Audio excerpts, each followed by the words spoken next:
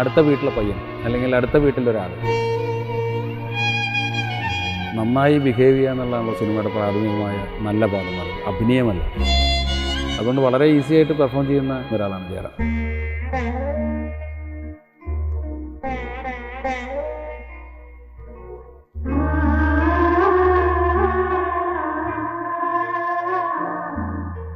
ജീവിതത്തിലെ നല്ല കാലങ്ങളൊക്കെ എനിക്ക് പണ്ടേ നഷ്ടപ്പെട്ടതാ.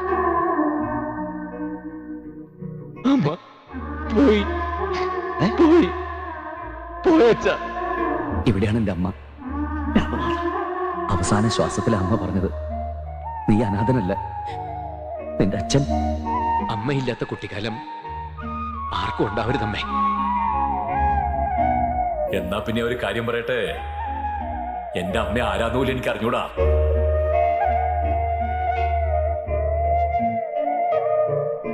വല്ലാത്ത തലവേദന, ഞാനൊന്ന് കിടക്കട്ടെ.